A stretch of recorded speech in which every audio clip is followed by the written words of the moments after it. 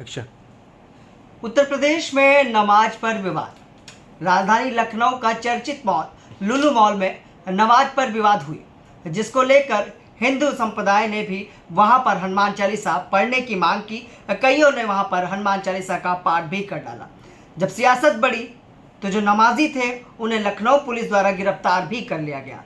लेकिन आखिर हिंदू पक्ष जिसने हनुमान चालीसा का पाठ किया उस पर कार्रवाई क्यों नहीं? क्योंकि दोनों ही समुदाय कहीं ना कहीं धार्मिक भावनाओं को भड़काने का काम कर रहे हैं। सब विषयों को लेकर हम आज चर्चा करेंगे हिंदू आर्मी चीफ सुशील तिवारी जी से कि आखिर लुलु मॉल और एयरपोर्ट पर जो नमाजें हो रही हैं उसको लेकर विवाद क्यों है, और कहीं ना कहीं जो प्रार्थनाओं को लेकर सियासत हो रही है उसको किस तरह से देख रहे हैं। सर, क्या कहना चाहेंगे? लगातार जो मॉल पर नमाज का विवाद है, एयरपोर्ट पे भी आप लोगों का ये नमाज को लेकर विरोध है, क्या कहना चाहेंगे? क्योंकि दोनों पक्षों में गिरफ्तारी होनी चाहिए थी, लेकिन सिर्फ मुस्लिम पक्ष गिरफ्तार हुए।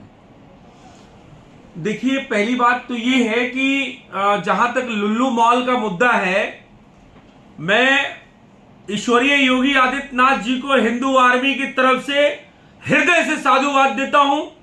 और ये साबित हो जाता है कि जो हिंदू हृदय सम्राट योगी आदित्यनाथ जी हैं, भारत के भाग्य विधाता हैं और भारत के भविष्य हैं।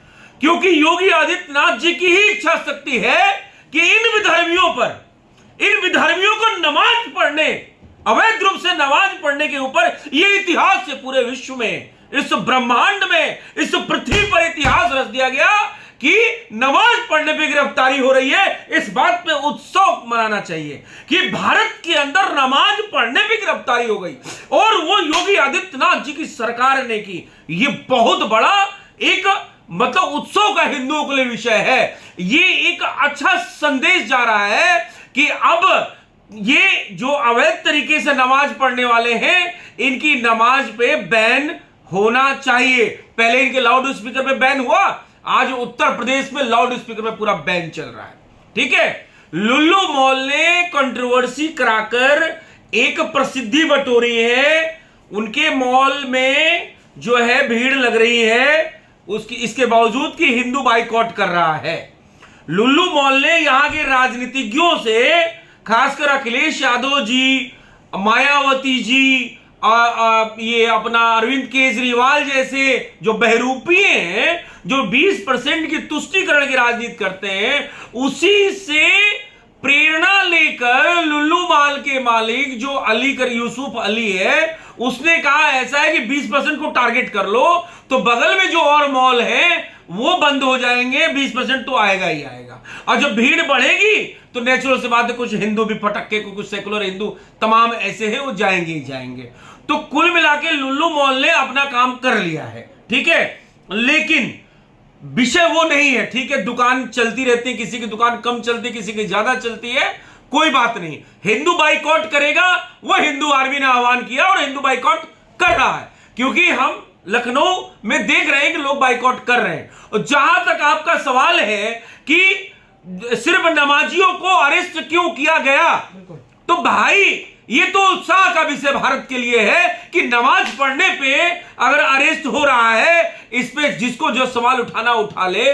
क्योंकि देखिए, हनुमान चालीसा का भी वीडियो वायरल हुआ था। क्या हनुमान चालीसा किसी ने पढ़ा नहीं पढ़ा, ये अभी तक साबित नहीं हुआ है। और दूसरी बात ये है कि नए प्रतिष्ठानों में हम गणेश जी की और बजरंग बली का आह्वान करके नए प्रतिष्ठान की शुरुआत करते हैं, तब वो शुभ होता है। तो हनुमान चालीसा पढ़ना जायज है, लेकिन ये आसमानी किताब से निकला हुआ, उपजा हुआ एक विधर्म का जो पूजा पाठ है, वो कहीं भी जायज नहीं है। हनुमान चालीसा हम कहीं भी कर सकते हैं, नहाते समय, सोते समय, जागते समय, उठते समय, खाते समय, कभी भी आप हनुमान चालीसा कर सकते हैं। हमारे ग्रंथों में, हमारे पुराणों में लिखा हुआ है। लेकिन जो इनका जो प्रक्रिया है विधर्मियों का, ये कहां कर सकते हैं ना, उसमें हमें ज्ञान है। और लेकिन हर जगह नहीं करने दिया जाएगा, ये संदेश इस अरेस्टिंग से चला गया। रोज 2-2 हो रहे हैं। अभी तक मुझे लगता है 5-6 विधर्मी गिरफ्तार हो चुके हैं। और ये